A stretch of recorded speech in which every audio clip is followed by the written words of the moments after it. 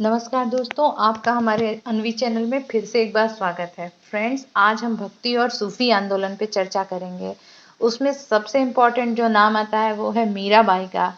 मीराबाई के जीवन में बहुत सारे उतार चढ़ाव हुए। उनके स्वयं के देवर विक्रमादित्य ने उनके साथ बहुत ही गलत व्यवहार किया और उसके बारे में हम लास्ट में वीडियो में जरूर डिस्कस करेंगे। तो आइए स्टार्ट करते हैं भक्ति और सूफी आंदोलन। वीडियो को लास्ट तक जरूर देखिएगा और अगर आपको अच्छा लगे तो प्लीज लाइक शेयर सब्सक्राइब करिएगा। देखिए, जो भक्ति आंदोलन था इसका जो स्टार्टिंग था वो द्रविड़ प्रदेश में हुआ, साउथ में हुआ और वहां से उसका प्रचार प्रसार नॉर्थ तक, उत्तर तक शुरू हुआ। भागवत पुराण में कहा गया कि भक्ति जो है वह द्रविड़ देश में जन्मी, कर्नाटक में विकसित हुई और कुछ काल महाराष्ट्र में रहने के बाद गुजरात पहुंचकर खत्म हो गई। भक्ति आंदोलन का सूत्रपात दक्षिण में 8वीं सदी के महान दार्शनिक थे शंकराचार्य, उन्हीं के उदय के साथ हुआ और उन्होंने विशुद्ध अद्वैतवाद का प्रवर्तन किया। शंकराचार्य जी ने अद्वैतवाद का प्रचार किया। भक्ति आंदोलन को दक्षिण के वैष्णव, अलवार संत और शैव नैनार संतों ने, अलवार संत जो थे वो वैष्णव थे और जो नैनार संत थे वह शैव थे, इन्होंने प्रसारित किया। भक्ति आंदोलन का फिर से जन्म हमें दिखता है 15वीं और 16वीं सदी में और तब उसके नेतृत्व किया कबीर, नानक, तुलसी, सूर और मीराबाई। मध्यकालीन भारत में बात करते हैं, सूफियों के उदय होने लगा। मध्यकालीन भारत में जब मुस्लिम भारत में आए उस समय सूफियों का उद्भव हुआ और जो समाज था हमारा उसमें समरसता की भावना फैलने लगी। ये सूफी जो थे ध्यान साधना और कठोर नियम, यौगिक क्रियाएं, इन सबों में भरोसा करते थे। एकांत में कठोर यौगिक व्यायाम करते थे। तो ये समाज में एकता और सौहार्द फैलाने के लिए आध्यात्मिक और सुनाद उत्पन्न करने के लिए, अध्यात्म को उत्पन्न करने के लिए गीत और संगीत का सहारा लेते थे। जो इस समय असम है उसका पहले नाम था कामरूप। वहां पर वैष्णव धर्म को लोकप्रिय बनाने का कार्य किया शंकर देव ने। एकेश्वरवाद उनके धर्म का मूल उद्देश्य था। वो एक ही देवता को मानते थे, एक ईश्वरवाद उनके धर्म का मूल था। वे विष्णु या उनके अवतार कृष्ण को अपना अभिष्ट मानते थे। उन्होंने एक शरण संप्रदाय की स्थापना की। वे कर्मकांड और मूर्ति पूजा दोनों के विरोधी थे और असम के चैतन्य के रूप में वे प्रसिद्ध हुए। असम के चैतन्य कौन कहा गया, किसको कहा गया असम का चैतन्य? शंकर देव को। असम का पुराना नाम क्या था? कामरूप। और शंकर देव ने किस वाद को चलाया? एक ईश्वरवाद। उसके बाद बात करते हैं श्री वल्लभाचार्य जी की। श्री वल्लभाचार्य जी तेलुगु ब्राह्मण थे और परंपरा के अनुसार इन्होंने रुद्र संप्रदाय के प्रवर्तक विष्णु स्वामी के मत का अनुसरण किया और विकास करके शुद्धाद्वैत मत, शुद्ध अद्वैतवाद को इन्होंने, जिसको पुष्टि मार्ग भी कहते हैं, को इन्होंने प्रतिष्ठित किया। ये अग्नि के अवतार माने जाते थे श्री वल्लभाचार्य। वल्लभाचार्य जी द्वारा कुछ ग्रंथ लिखे गए महत्वपूर्ण, उसमें है अणु भाष्य, वृहद भाष्य, भागवत की सुबोधिनी टीका, भागवत तत्वदीप निबंध, पूर्व मीमांसा भाष्य, गायत्री भाष्य। इस तरह की कुछ इनकी पुस्तकें हैं। द्वैतवाद के प्रवर्तक हुए फिर माधवाचार्य। विशिष्ट द्वैतवाद के प्रवर्तक रामानुजाचार्य हुए और द्वैताद्वैतवाद के प्रवर्तक निम्बकाचार्य हुए। भूलिएगा नहीं, एकेश्वरवाद के प्रवर्तक शंकर देव हुए। पुष्टि मार्ग या शुद्ध अद्वैतवाद के प्रवर्तक वल्लभाचार्य हुए। द्वैतवाद के प्रवर्तक माधवाचार्य हुए। विशिष्ट द्वैतवाद के प्रवर्तक रामानुजाचार्य हुए और द्वैताद्वैतवाद के प्रवर्तक निम्बकाचार्य हुए, जो सनक संप्रदाय से हैं। उत्तर भारत में रामानंद भक्ति आंदोलन के प्रथम प्रवर्तक रहे उत्तर भारत में, और उनका जन्म 1299 में प्रयाग में हुआ था और वे सगुण ईश्वर में विश्वास रखते थे और सर्वप्रथम इन्होंने अपना संदेश हिंदी भाषा में प्रचारित किया। उसके बाद से कबीर आते हैं। कबीर रामानंद के 12 शिष्यों में से प्रमुख थे। लोक परंपरा के अनुसार कबीर का जन्म किसी विधवा ब्राह्मणी के गर्भ से हुआ था, लेकिन उनका पालन पोषण एक जुलाहा दंपति नीरू और नीमा ने किया था।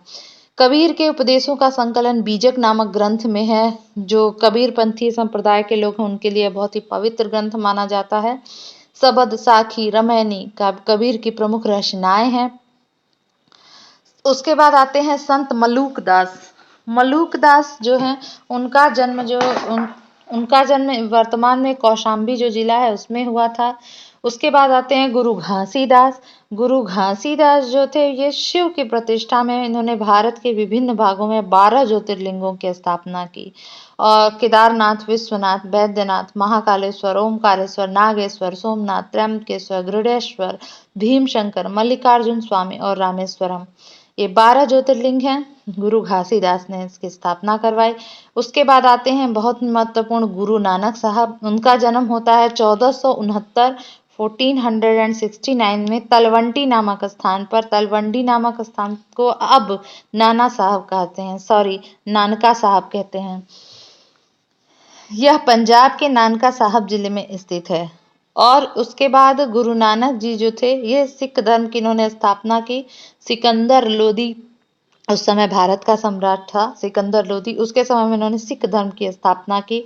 नानक ने एकेश्वरवाद में विश्वास किया और निर्गुण ब्रह्म की उपासना पर बल दिया।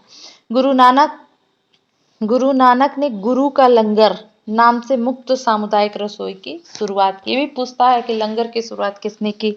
गुरु नानक जी ने। उनके अनुयायी जो थे किसी भी जाति पर बिना भोजन, मतलब किसी भी जाति को ध्यान दिए बिना सबको एक साथ भोजन करते थे, कराते थे। उसके बाद महत्वपूर्ण है हमारी मीराबाई। मीराबाई मेड़ता के रतन सिंह राठौर की पुत्री थी और इनका जन्म 1498 ईस्वी में मेड़ता के कुदकी नामक ग्राम में हुआ था। इनका विवाह उदयपुर के प्रसिद्ध शासक राणा सांगा के ज्येष्ठ पुत्र युवराज भोजराज से हुआ था। कुछ ही समय में अनफॉर्चुनेटली युवराज भोजराज की मृत्यु हो गई और मृत्यु के बाद इनके परिवार वालों ने इनको उन्हीं के साथ सती होने के लिए कहा, लेकिन इन्होंने इससे इनकार कर दिया। यहाँ तक कि इन्होंने अपने सारे श्रृंगार को उतारने से भी इनकार कर दिया, क्योंकि यह बचपन से ही गिरधर भगवान कृष्ण को अपना पति मानती थी, इसलिए उन्होंने अपना श्रृंगार नहीं उतारा। और प्रेम, कृष्ण के प्रेम भक्ति में इधर उधर नृत्य और गायन करती थी। तो जैसा मैंने पहले ही बताया, उनके देवर ने उनके साथ विश्वासघात किया। उनके देवर विक्रमादित्य थे, इन्होंने इनको विष का प्याला पिला दिया। अपनी भाभी को, मीराबाई को, इन्होंने विष का प्याला पिला दिया, लेकिन मीराबाई पर उस विष प्याले का कोई भी वो नहीं पड़ा, प्रभाव नहीं पड़ा और वो उसी तरह कृष्ण भक्ति में लीन रही। तो ये मीराबाई की स्टोरी थी और इन्होंने भी भक्ति और सूफी आंदोलन में बहुत ही महत्वपूर्ण भूमिका निभाई। उसके बाद से आते हैं महाराष्ट्र में। महाराष्ट्र में भक्ति आंदोलन को लोकप्रिय बनाया नामदेव ने। नामदेव जो थे इनके गुरु थे ज्ञानेश्वर। नामदेव वारकरी संप्रदाय से संबंधित थे। वारकरी संप्रदाय एक था, उसी से संबंधित थे नामदेव। और नामदेव ने कहा था एक पत्थर की पूजा होती है तो दूसरे के पैरों तले रौंदा जाता है। यदि एक भगवान है तो दूसरा भी भगवान है। मतलब एक पत्थर की अगर आप पूजा करते हैं तो समस्त पत्थरों की पूजा करिए, सबके प्रति एक तरह का भाव रखिए। इस तरह का इन्होंने कहा था। उसके बाद आते हैं तुकाराम। तुकाराम यह भी वारकरी संप्रदाय से ही थे। फिर भक्ति आंदोलन के प्रसिद्ध संत महाप्रभु चैतन्य आते हैं। इनका जो जन्म है वो भी ब्राह्मण परिवार में हुआ था और इन बचपन का नाम इनका था निमाई। चैतन्य ने कृष्ण को अपना आराध्य बनाया और उन्हीं की भक्ति का प्रचार प्रसार किया। उसके बाद से भक्त और संत कवि आते हैं तुलसीदास, जो अकबर और जहांगीर के समकालीन रहे। तुलसीदास ने अनेक ग्रंथ लिखे, जिसमें से सबसे उत्तम है रामचरितमानस और विनय पत्रिका। रामचरितमानस की स्थापना तुलसीदास जी ने अवधी भाषा में की है। उसके बाद चिश्तिया सूफी मत की स्थापना होती है अफगानिस्तान के चिश्त में अबू इसहाक समी चिश्ती और उनके शिष्य ख्वाजा अबू अहमद अब्दाल ने चिश्तिया संप्रदाय की स्थापना की।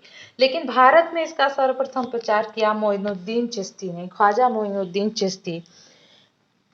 मोहम्मद गोरी की सेना के साथ ये भारत में आए और इन्होंने अजमेर में अपना निवास स्थान बनाया। 1236 में इनकी मृत्यु हुई।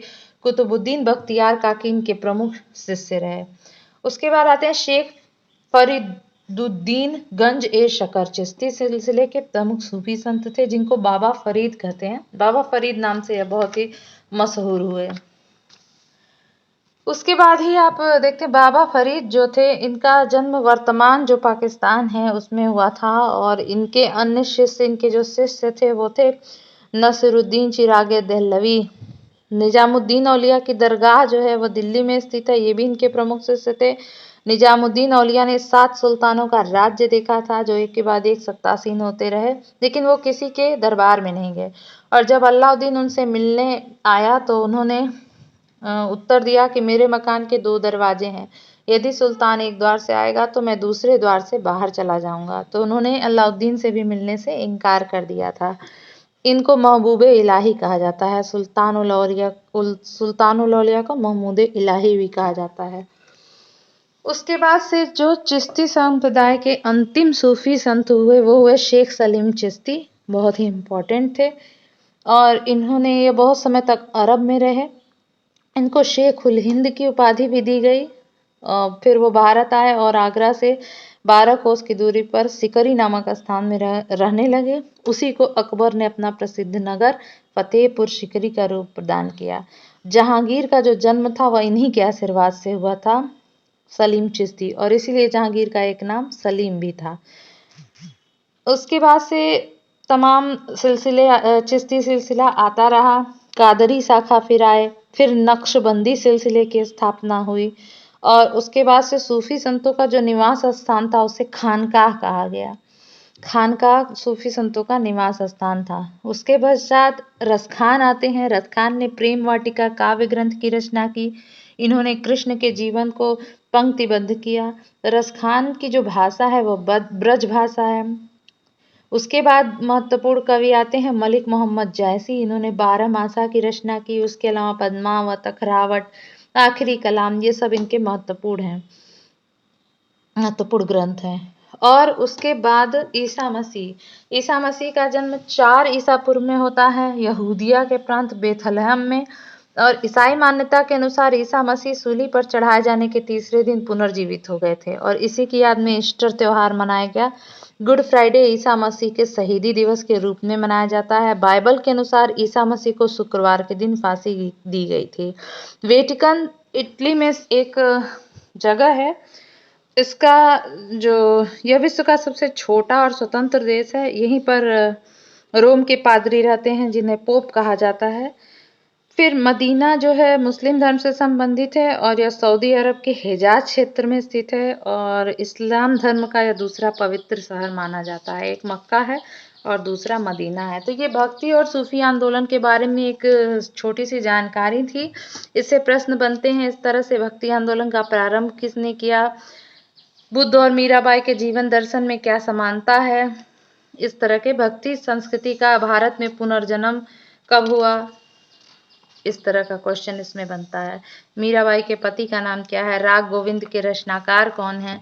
तो इसी तरह के इसमें क्वेश्चन बनते हैं। बहुत ही इंपॉर्टेंट टॉपिक है। अगर आपको हमारा वीडियो अच्छा लगा हो तो प्लीज़ लाइक शेयर सब्सक्राइब करें और हमारा दूसरा वीडियो जल्दी ही आएगा जो कि हमारा इतिहास का चल रहा है एक सीरीज, उसी के आगे क्रम में नेक्स्ट वीडियो हमारा जो आएगा उसको भी जरूर देखिएगा।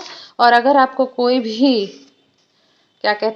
भी सुझाव देना हो तो प्लीज़ हमें कमेंट करें। नेक्स्ट वीडियो में हम मुगल वंश का स्टार्टिंग करेंगे। तब तक के लिए थैंक यू।